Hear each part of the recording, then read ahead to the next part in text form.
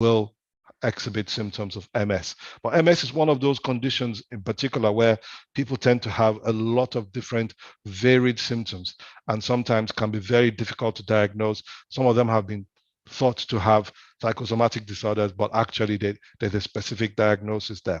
Now, the psychosomatic theory is that because the brain controls and gives rise to physical symptoms, so also psychological or psychiatric symptoms can also give rise to physical symptoms. This is the psychosomatic theory.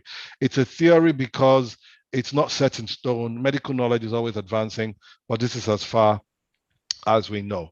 I suspect that some of the people who are watching today will have a few, you will identify with a few of the things that I'm saying, because quite a few of my patients, when we begin to talk about this, people go, so this is why this and that has happened. So I like to bring things very close to home. You know, I like to put the cookies on the lower shelf so that everybody can see it, can pick on it and chew on it. So I'll give you a typical scenario. I'll pick Gladys. Now, if you're called Gladys, I apologize, but I like the name Gladys. I had an aunt called Gladys, and I think it's a nice name. So this is not a reference to you. Gladys is a 38-year-old female, just a fictional patient but is a representative of some of the cases that we've seen. Been to the GP/specialist several times, had all sorts of tests, investigations, etc. And everything keeps coming back as normal. You know, everything comes back normal. That's one of the hallmarks of this issue. But Gladys has genuine symptoms. What I mean by that is Gladys is aware that her symptoms are there and they are real to her. So this is not just something that's playing up in her mind. She's had camera tests, she's had blood tests, but they've had all these tests, and none of this is coming back to show anything.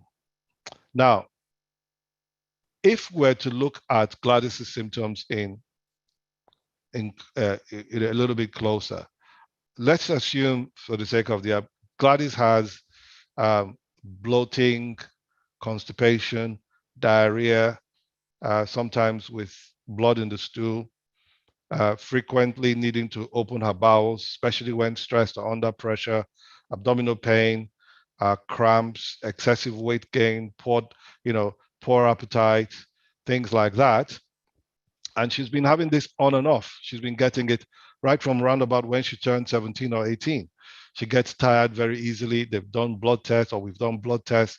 We've checked everything, and there's absolutely nothing. Now, all these symptoms that I listed just now are typical of something called irritable bowel syndrome. If you've ever heard of irritable bowel syndrome, put a little tick in the box for me, or give me a thumbs up and say, yes, I have, or just give me a thumbs up. Now, irritable bowel syndrome it has caused a lot of patients a lot of distress, a lot of annoyance, because the symptoms can vary in many different ways. They're not consistent. They're not always there. And so sometimes when you go to some clinicians, you are almost made to feel as if you are making this up, but you know that you have the symptoms and they are there. You have constipation, you have diarrhea, frequently needing to open your bowels, abdominal cramps, discomfort, or pain, excessive weight gain, poor appetite. They're all really, really there. But they've done all these tests, and okay, someone's asking me to reshare my slides. I will do that. Can we see the slides now? You can. Okay, so these are the symptoms that I talked about before. These are typical symptoms for irritable bowel syndrome: bloating, constipation, diarrhea, sometimes blood in the stool, frequently needing to open your bowels, especially when stressed or under pressure, abdominal cramps or abdominal pain, sometimes to the point of wanting to go to the hospital, excessive weight gain, poor appetite, always tired, that sort of thing. No, now, these are typical symptoms of irritable bowel. However, there are other things that can also give you similar symptoms. And this is where I'm going with this. I'll give you an example. Let's not confuse irritable bowel syndrome with inflammatory bowel disease. Now, inflammatory bowel disease is a group of conditions, for example, Crohn's disease or ulcerative colitis, where you know how in our bowels we have good and bad bacteria. Now, we have good bacteria, which are called commensals. Everybody has them, don't worry. Whether you are posh, rich, poor, whatever, everybody has good bacteria in their gut. When we say good bacteria, these bacteria are actually helpful to help in digesting the food. Now, normally, your immune system, my immune system, would ignore this so-called good bacteria, and they won't do anything about them because they're not causing any harm. So the immune system just leaves them well alone. In inflammatory bowel disease, the body sees this good bacteria and begins to attack them. And that is what, in very simple terms, causes inflammatory bowel disease. It's a very real condition. If you do a colonoscopy, you'll see punch lesions, or you may see dotted spots in the colonic area, etc. And you see that in Crohn's disease and ulcerative colitis. Something else that can look like irritable bowel syndrome is diverticulitis. Diverticulitis is a disease or a condition of older people where you have little loops within the bowels. So what I'm basically trying to say is that while you may have psychosomatic conditions, there will be other conditions that will look like psychosomatic conditions. So let me say pretty early now that please, even if you think you have a psychosomatic disorder, always make sure that you exhaust the medical options and don't just assume that it's a psychosomatic disorder. So what are the key features? I mean, it's not exhaustive, but what are the key things that you would find in a psychosomatic disorder? It occurs in about 5 to 7% of the general population. So about 1 in 20 people will experience it. It's high, but not as high. I mean, for example, in depression, you get 1 in 4 UK adults will experience depression in their lifestyle. 1 in 8 Black men will experience prostate cancer in the grand scheme of things. But for those who are suffering it, especially those who have severe symptoms, because like I said at the beginning, symptoms tend to be very, very variable. It can be very mild or it can be quite severe. And most of the symptoms of psychosomatic disorders tend to be gastrointestinal, which is why the ancient Greek felt that, for example, in the Holy Bible, the Bible talks about bowels of mercy. People recognize that your bowels had something to do with your emotions. How you felt affected your bowels. So anyway, it occurs in 5 to 7% of the general population. Women are 10 times more likely to be affected, especially in something like undiagnosed pain. Don't ask me why. I think also because women are more in touch with their feelings. That's what I think personally. And I think women are generally more emotional or more emotionally inclined, which is not a bad thing.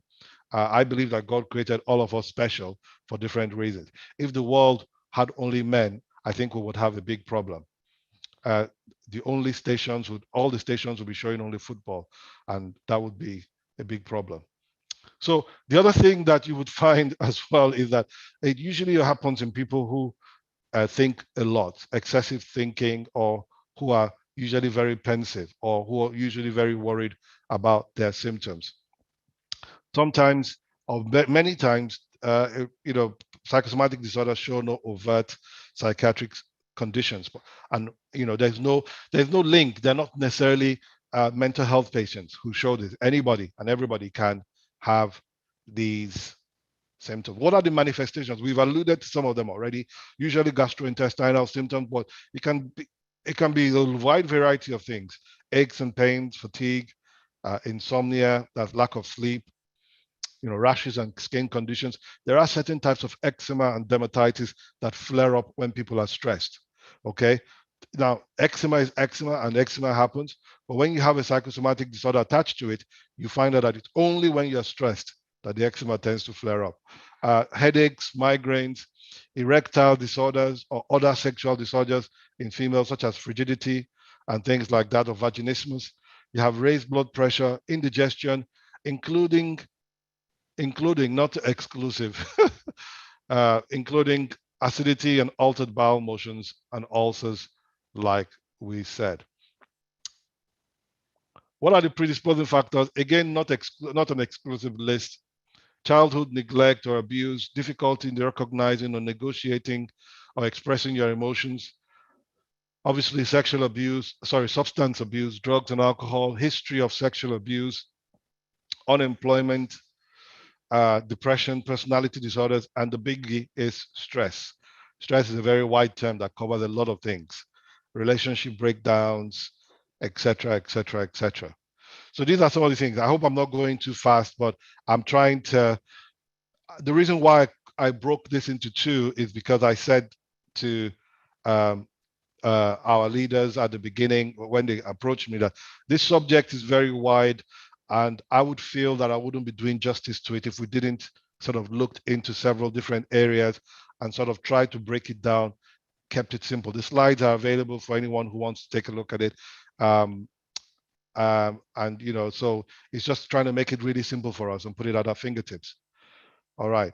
Now, here is an important aspect of the presentation. How do we diagnose this? I've given one example. I could give a few more examples of these psychosomatic disorders, but how do we diagnose? Symptoms must be present for more than 6 months. All right. It's not just something that happens in the last couple of weeks. You have some loose stools, some abdominal pain, and then you think you've got that. The symptoms must have been present for at least 6 months. I would wager that most of the time people would have had the symptoms for longer. The average time that I see people is between 6 months to 2 years, and people have had the symptoms. And because initially you just think, oh, maybe it's nothing, this and that, but then it's persisting and persisting and persisting. Now, one or more of these symptoms often need to be they need to be severe enough to disrupt our daily life or daily activities. They need to be something that is debilitating enough to disrupt your daily activities. There is usually a persistent thought or worry about this symptom. And then number 4, this is really important. This is what I said at the beginning. In order to make a diagnosis of a psychosomatic disorder, there has to have been physical examination, or at least some sort of camera test or physical examination test to rule out an actual disease. Because it's important to like I think I talked about, I'll probably revisit it if there are questions along those lines. But people who have an underactive thyroid many times have been diagnosed with many different things, only to find out that there was actually something going on there that was actually causing the symptom. So we have to be very careful to make sure that the disease process or something else that's going on has been thoroughly explored.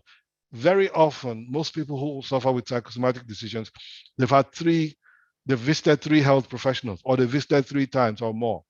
You've had one test, you've had another test, you've been seen by this person, you've had this person, before we can now say, okay, don't just assume that it's this or that without proper examination. That's what I'm saying. And also, another key feature for diagnosis is that most of these tests have to be consistently negative. All right. They have to be consistently negative. It's not just something that is a one-off and then you say, it's maybe negative. I want us to go back and look at predisposing factors. Now, this list is not exhaustive, but it's really, really important, especially in our context in the Afro-Caribbean parlance, where we don't really talk a lot, where things are not brought out. But a lot of these things can be can be deeply embedded in people, where so much so that people have buried these things for so long that it takes a specialist, or it takes time for even the person themselves to recognize that there's something going on there. I'll give you an example. Sexual abuse. Some people have been sexually abused in the past, and the mind automatically defaults in such a way that it tries to remove unpleasant memories. That's the default of the mind.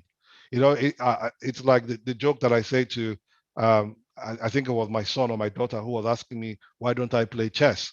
When I was growing up, my older brother always used to beat me when I played chess. And I'm very competitive. I don't like losing. So I stopped playing chess because I don't like losing. Now, it may sound funny to you, but it's just so to the point where I even forgot about anything called chess. I was like, chess. I don't even have a chessboard.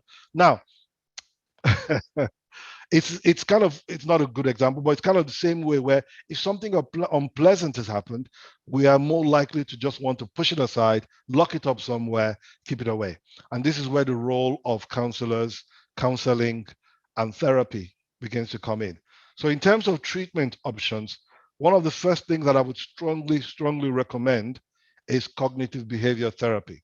Now let me say this, that cognitive behavior therapy is not counseling.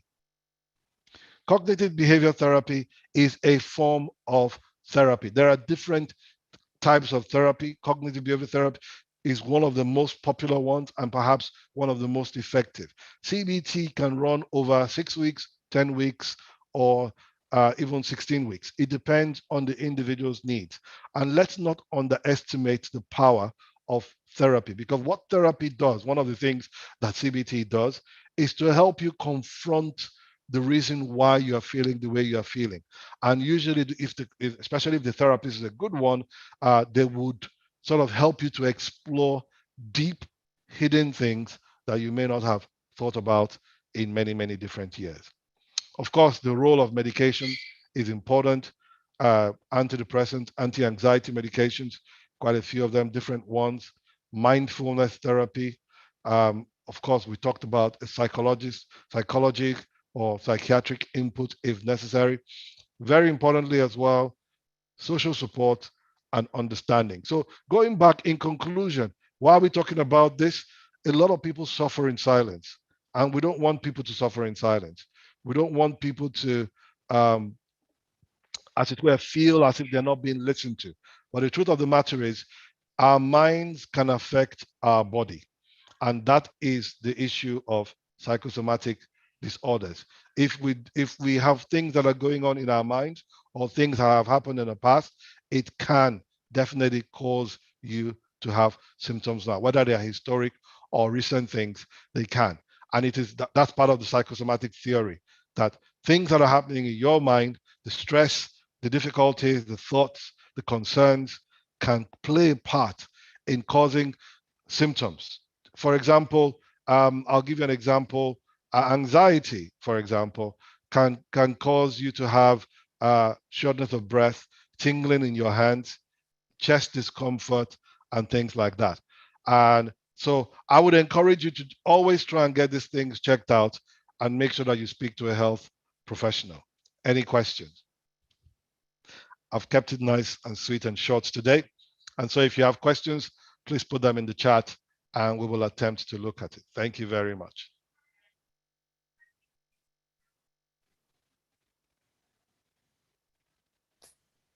Thank you very much, Dr. Joe. So any questions for Dr. Joe?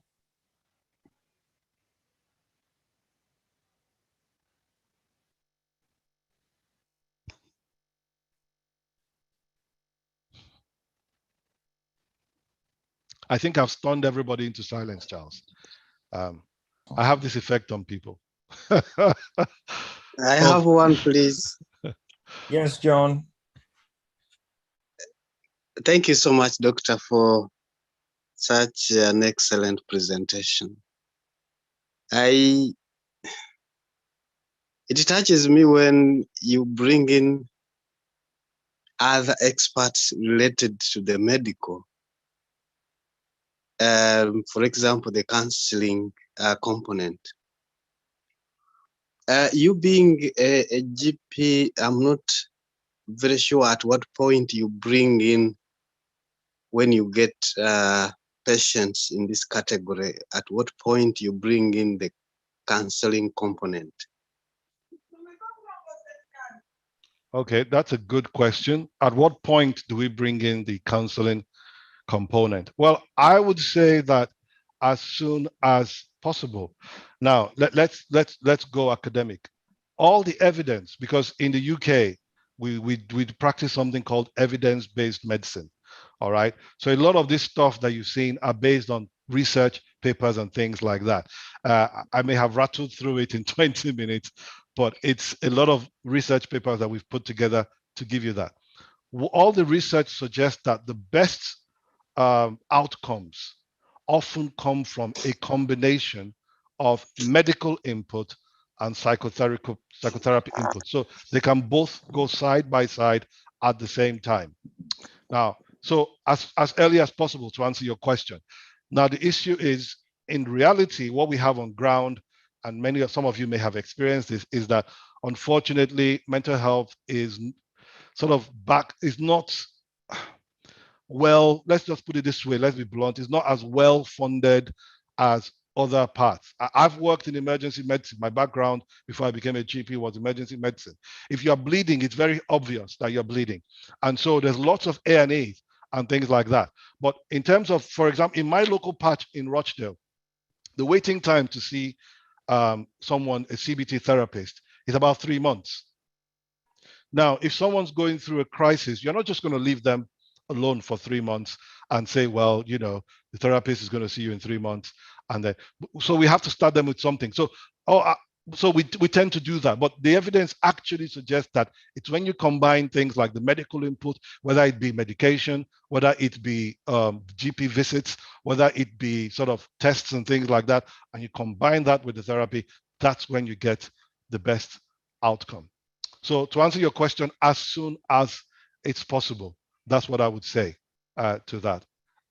Obviously, I went somewhere in Liverpool, and the waiting time for a therapist in that particular patch of Liverpool is 6 months. So, that's where we are. Someone's asked a question saying, can you explain a shorter version for children? Ooh. I think you've got me mixed up with Ngozi. She's the pediatrician. It's gonna be tough. I actually do youth work, and I would suggest that we would need to tailor the presentation for children and perhaps do a separate session for that. If we are open to doing that, we can do something for young teenagers or for young adults, and it's a totally different way of explaining things. I mean, most of the things will be similar, but they'll simply be said in a different way. And with younger people, I tend to use a lot more graphics and things. So that's the way. We wouldn't be able to do that today successfully. All right. Somebody's asked a question saying, Olasimbo says, if a person has had a blackout at work, what should they do? That's an interesting question. If you've had a blackout, it's very important that you get this checked out, because there are many different reasons why you can have a blackout.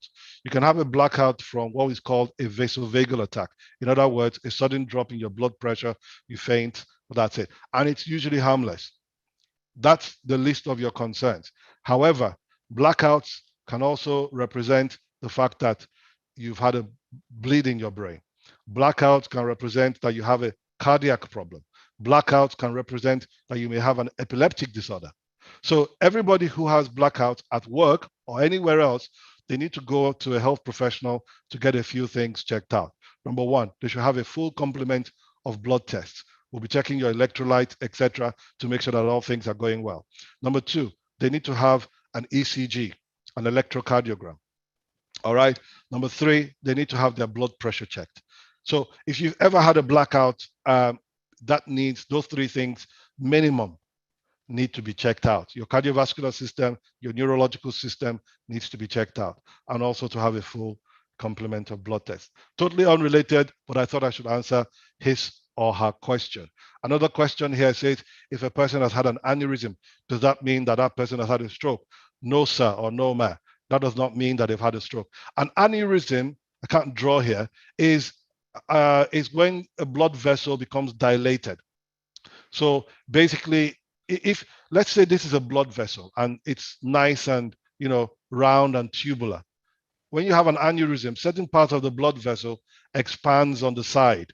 All right, and so a lot of people live and go around with aneurysms. The problem with aneurysms is because the blood vessel has expanded, the walls become thinner and they can break. And so if it breaks in your arm, you will have a bleed in your arm. If it breaks in your brain, you have a bleed in your brain, which becomes a stroke. If it breaks in your heart or in your chest cavity. It depends on which blood vessel is involved. The abdominal aortic aneurysm is a fatal, life-threatening disorder. So if you've ever had an aneurysm in your aorta in this area, because the biggest vessels of the body are there, we have a few people who have aneurysms and we put them on yearly surveillance. This is not quite related to the question. I'm not sure where this person is going with this. I think they're just taking advantage that there's a medic on board, and which is fine. But I hope that answers your question. That's what an aneurysm is. We have people on aneurysm surveillance. It doesn't mean that they've had a stroke. All right. Dr. Joe, I think by popular request, maybe next month's session, you need to focus on children and teenagers. But, I don't know if you answered this, but someone is asking how to spot and when do you go to your GP? How to spot? Very good question. Very, very good question. Like I alluded to, psychosomatic disorders are often things that people would have tried various things. They've been to the doctor a few times. They've gone for tests. You've had a few consultations. Some of the patients have even come to us in frustration saying that nobody believes me. People think that I'm making this up, But what I will say, especially to us in the Afro-Caribbean communities, if you have symptoms, get it checked out sooner rather than later. We are not very good at presenting early. We're not very good at going to the doctors early.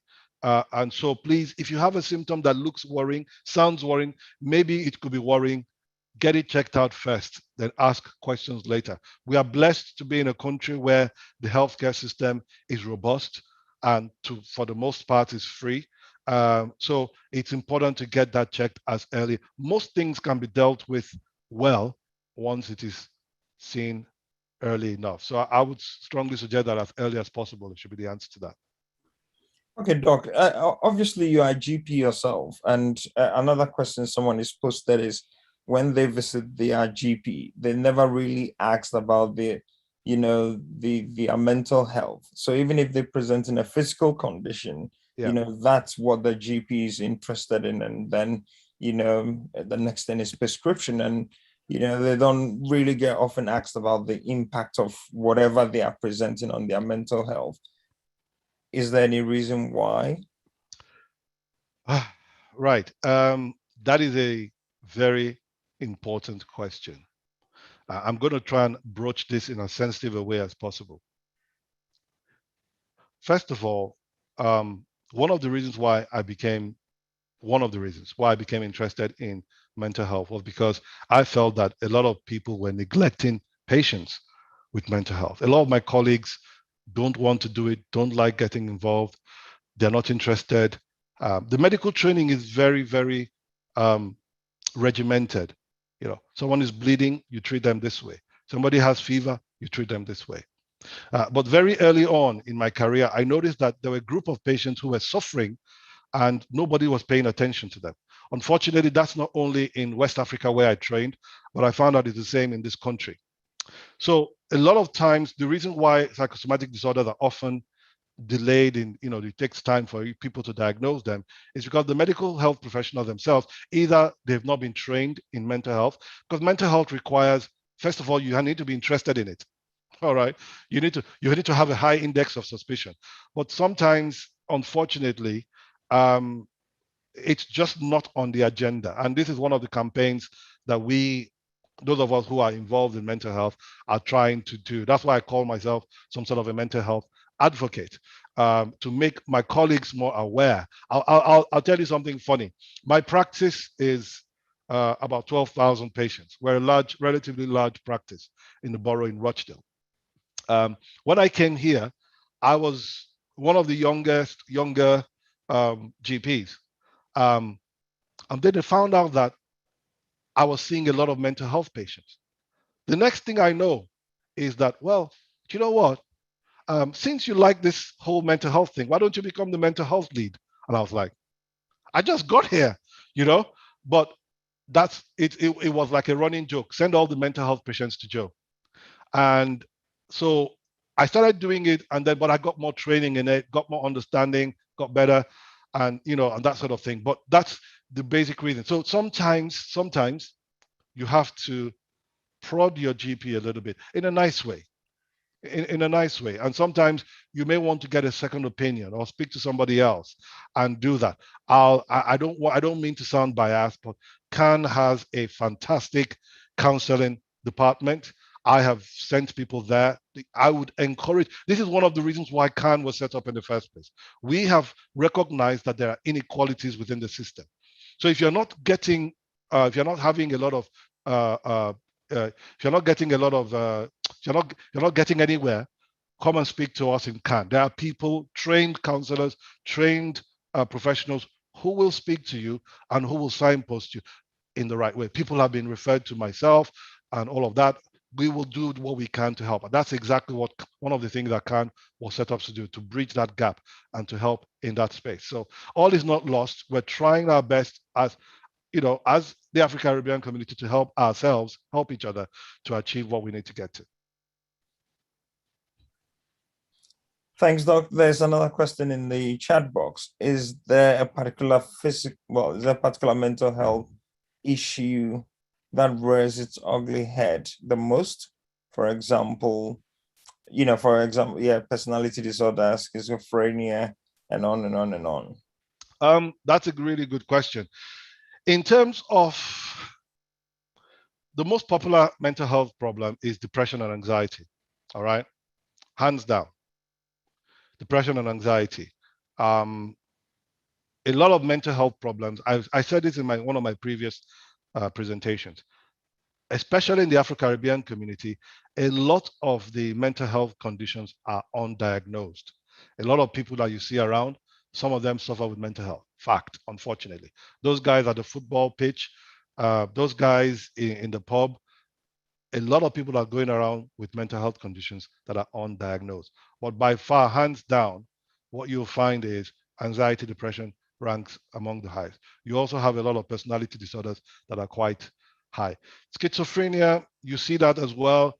But the impression a lot of people have of mental health is, the guy on the street with unkempt hair, unkempt clothes, rather aggressive, shouting. And that's just one small spectrum of mental health. I remember one of my presentations, I explained to others, mental health is a spectrum. And you have things like schizophrenia, where you can have people who are aggressive, florid. There are some schizophrenics that are actually quiet.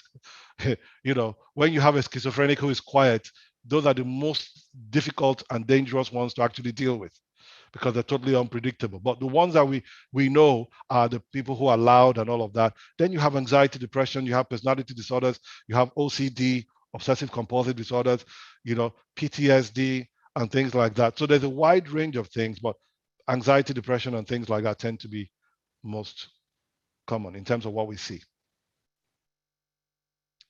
I think the CAHN counseling flyer has been shared there.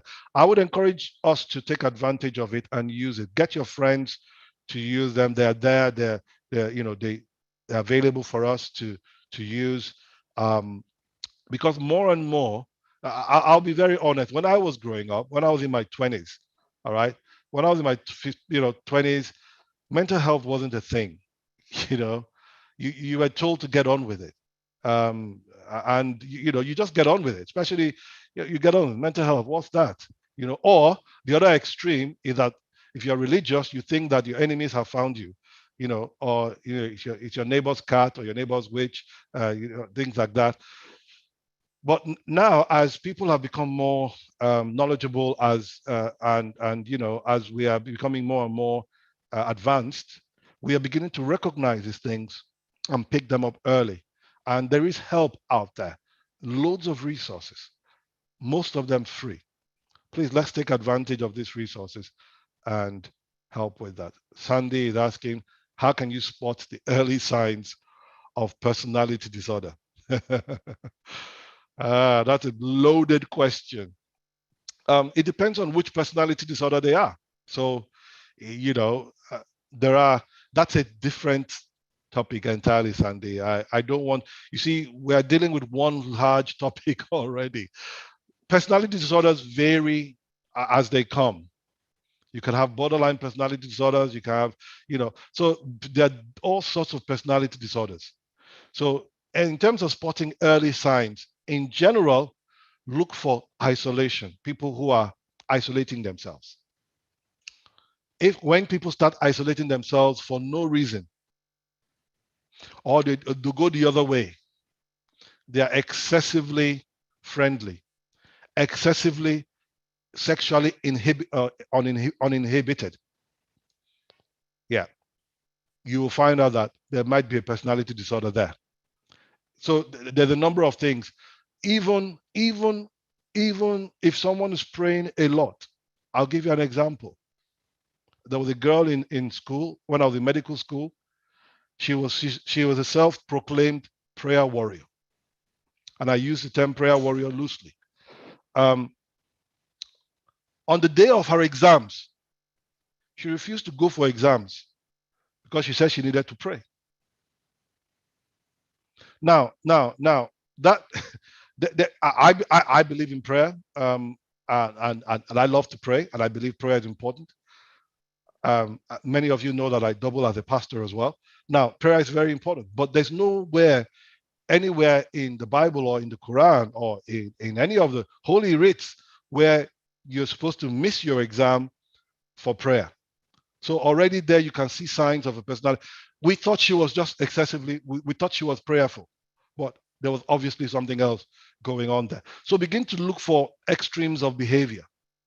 When people are keeping away from themselves, when they don't want to hang around friends, or self-harming behavior, and things like that. So it's really important that people, you watch out for those telltale signs. I have given a previous talk on what to see in previous talks. Thank you for reminding us. This event is being recorded live and streamed on Facebook and YouTube. Yes, that's why I'm not mentioning anybody's names. Thanks, Doc. Can you explain the mental health impact on aging and whether and stresses, for example, anxiety, and how that impacts on people's physical conditions? Sorry, say that again. How mental health impacts on aging?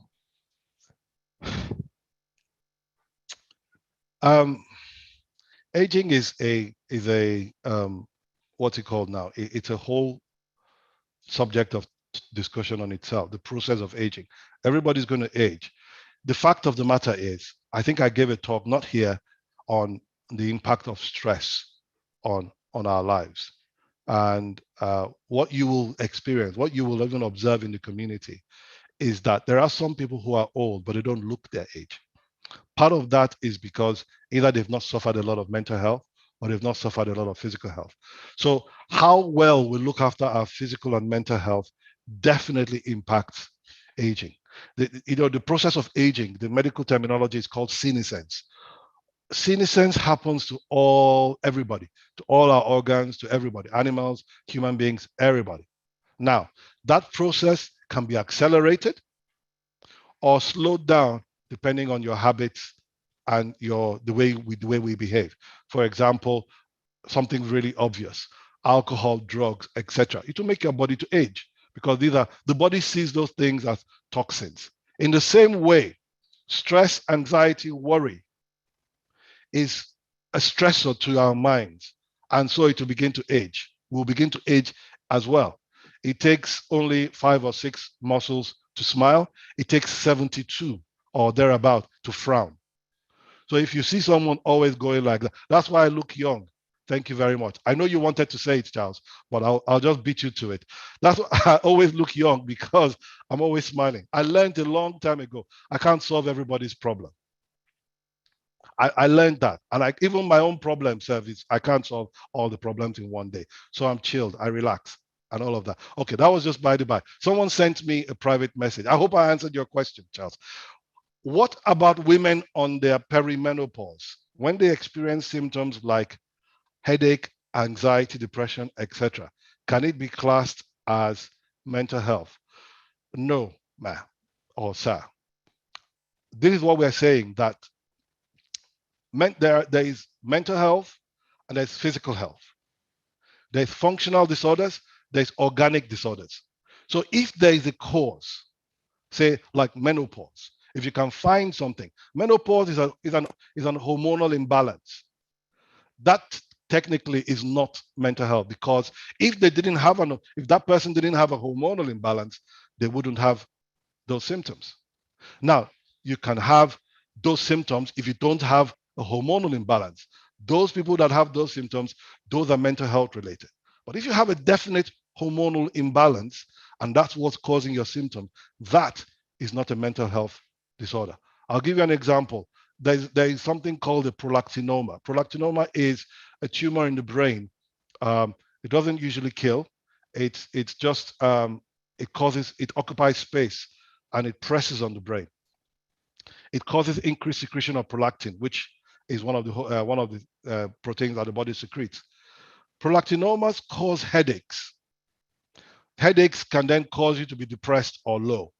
If you are depressed or low because of a prolactinoma, technically that's not a mental health condition. Because if you didn't have a prolactinoma, you wouldn't have the headache, you wouldn't have that. Does that make sense? So that's the kind of thing I'm saying, that if there's a definite cause, then you can't technically say it's mental health. Someone sent a question saying, in the Black community event, people who are diagnosed would barely share this information with their friends and family. Thank you for sharing the early signs. From what you have just said, how do we support these people if we suspect an underlying mental health issue? Okay. How do we support them?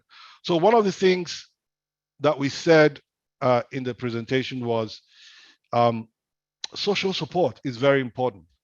So make sure that these people are not left on their own. Let's be our brother's keeper.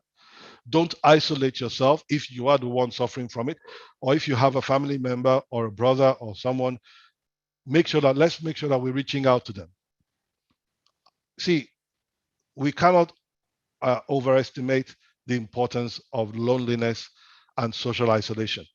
That in itself is killing a lot more people now than many diseases. Isolation and social isolation and loneliness.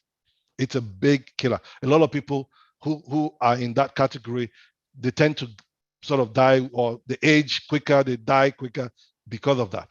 So support is really important. Social support. Man is a social human being. We were meant to be in communities. That's the way we were designed. Our body work. It's like these ants, these termites and things. They live in colonies, whereas you have things like cheetahs and leopards that go solo, or tigers, especially the Bengali tigers. They don't mix with anybody. That's the way they were. We were created as social creatures. So that social support has a huge impact on our mental health. The more we isolate ourselves, the more we keep away from people, the more likelihood that we're likely to suffer with a mental health problem. So in terms of supporting these people, get them early help, get them to see a health professional, get them to see a GP, a counselor, a therapist, something like that as quickly as possible. Offer them medication if you're trained to do so, or get them to where they need to go to. Make sure that they're getting the right kind of help by and large, and hopefully that would help. Thank you. I hope that answers that question. Thanks, Doc. There's another question in the chat box. Okay. Fibromyalgia, lupus, MS, chronic pain disorder, to name a few. Many GPs ignore real issues, saying it's psychosomatic disorders. What advice would you give these patients when tackling these real, often very debilitating issues when trying to get your GP to take you seriously? This is one of the major reasons why people do not seek help. Now, that's an excellent question. So I have some friends and colleagues who believe that fibromyalgia is not a thing. And lupus is a very real thing. You see, you've lumped a number of things in there. Now she's listed, or he or she has listed, fibromyalgia, lupus, MS, chronic pain disorder. Now, lupus is diagnosable in your blood. Lupus is something that you do a blood test and it shows that you have lupus. So That's not a psychosomatic disorder. You can make a diagnosis. Like I already mentioned at the beginning of my presentation, bless your hearts, I know many of us came late, it's Saturday, but I know MS, multiple sclerosis, is a very real neurological disorder. A few years ago, people scoffed at it, but I think in the last 5 years or 6, 7 years, we now know that there are changes in the white matter of the brain and in the spinal cord of people that suffer with multiple sclerosis. So it's not a psychosomatic disorder. It's a very, very real. The I don't want to get into details, but the oligodendrocytes are deformed. There are issues there. It's now clear because of molecular biology. So we can see that there's something going on there. That's not a psychosomatic disorder. That is not at all. You know, the fibromyalgia, you can still argue one way or the other. But even with fibromyalgia, the erythrocyte sedimentation rate is usually increased. And that's how we diagnose fibromyalgia. So technically, fibromyalgia is not a psychosomatic disorder. So how do we get our GPs to take us seriously? That is, I think persistence in a nice way, but also get a second opinion. If there's not enough good service in your area, change GPs. Like I mentioned at the earlier part of my presentation, this is one of the reasons why the Caribbean and African Health Network has been set up. Seek alternative help. We have a fantastic counseling department. They will either help you directly or they can signpost you to where you need to go to. We have recognized overall in the whole of the country, not just in Manchester alone, there is a huge gap in mental health and how mental health is dealt with. And so, not just mental health, but generally how health is dealt, especially in the Afro-Caribbean community. So this is where CAHN comes in. Get involved, contact somebody, this is what we exist for, to help bridge those gaps so that you can then speak to somebody who will take you seriously. But by all means, speak to your health professional. And if you're not getting any joy, then, change GPs or, that sort of thing. It's not an easy answer to give. There's no quick fix to that, I'm afraid. Thank you very much, Dr. Joe. We know you are at a flu clinic, so we won't hold you any further. But we're really grateful for the talk. And as has been mentioned, this is on our YouTube and Facebook channels. You can get copies and please share with your friends because we need to be supporting others in the community. Dr. Joe, any final words, but also as you wrap up, could you touch on the impact of mental health on the unborn child? Ooh. Yeah, so for me to wrap up, first and foremost, since I'm in a flu clinic, if you are eligible for the flu vaccine, please go and get a flu jab. If you are eligible, you will know your GP will have written to you. Usually if you're over 40, if you're pre-diabetic or you're diabetic or you have hypertension or you're over 65, you will have received a notification. Please don't scoff at it. Even the chief medical officer has now come out and said, because of the COVID pandemic, if for any reason, God forbid, you get flu and COVID together, it's not a nice mix to have. So please, let's not tempt fate. Get the flu vaccine if you're offered. Also, the COVID boosters are coming out soon. I have already received my 3rd dose of the COVID vaccine. I am, if you're still not convinced about the vaccine, it's your personal choice, but I would strongly encourage people to do that. I take the vaccine not only for myself, but to protect my loved ones. And also I'm a health professional. I see on the average 40 people, I have 40 patient contacts every day. So even if I wasn't convinced about the whole vaccine, what about the people that I'm dealing with? I don't want to be the one to endanger somebody else's life. And so I would really encourage us to do that. In terms of mental health and the unborn child, it's really, that's a huge, huge question. And I think like my gynecology professor would say back in the day, or consultant would say back in the day, if you look after the woman, you look after the child. So if you're pregnant, thinking about being pregnant, know somebody who's pregnant, think that the person may be pregnant, trying to be pregnant later in the future, has ambitions of ever being pregnant, or your neighbor is pregnant, look after them or get them to look after themselves, because by looking after themselves, they inevitably then look after the unborn child. That's all I would say. Thank you very much. I really do have to run. Thank you for all your kind comments on the chat. I hope the session has been useful, but please hit us up. The helpline numbers are there. You can call, you can email. I'm very much part and parcel of the CAHN family. If you want to reach me, you can reach out to Charles and Elizabeth, etc. But please don't suffer in silence. That's the final word I would say. Don't suffer in silence. Let's get some help. Let's be our brother's keeper, and let's help each other out. Thank you very much.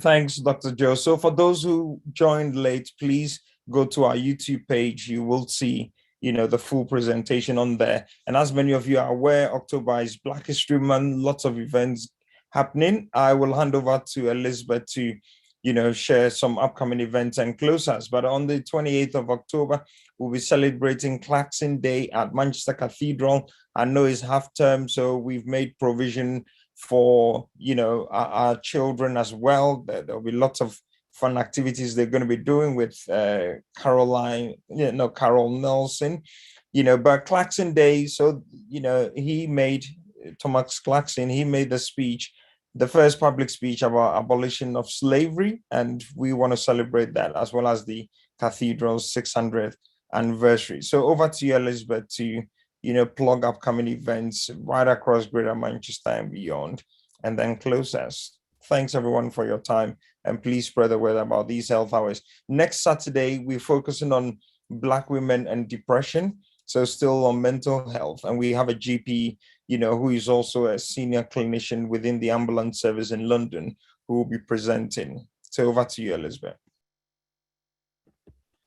Thanks for that, Charles, and thank you, Dr. Joseph, for today's session. Like Charles mentioned, it is still Black History Month, and there's loads of different events happening across the UK. So please do try to attend as many as you can so we can celebrate Black History Month together as a community. We will be having our Salford Black History Month event, and that will be live streamed on YouTube and Facebook, and that is on Tuesday, the 28th of October. Again, it's really good for us to celebrate our counsellors, our BAME counsellors in Salford, doing great work across the community. So that is a great event for us to tune in on online. And as Charles mentioned, we do have Clarkson Day, which will be at Manchester Cathedral on Thursday, the 20. Okay, so sorry, Salford BHM is the 26th of October, Clarkson Day is the 28th of October, and I've posted some of these flyers in the chat box, but please do engage our Healthy Hearts as well. We've started our tailored support sessions, and that's every Tuesday from 6 till 7, followed by a physical activity session from 7 till 7:30. If you'd like to be a part of the tailored support group, we do have a WhatsApp group, and I've posted the link in the chat box as well, where we can encourage one another to maintain a healthy lifestyle, but also to be monitoring our diets as well. So please do be tune in for that and be a part of the group as much as you can. And we look forward to seeing everyone at all of our different events coming up. Thank you for that, and we hope everyone has a lovely afternoon.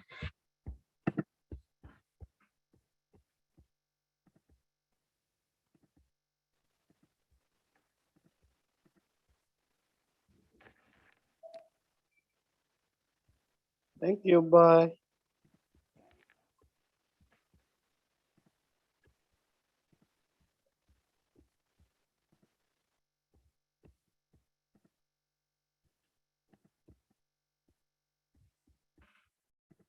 CAHN Health Hour. Giving Black health advice. Get informed today to have a better, healthy tomorrow.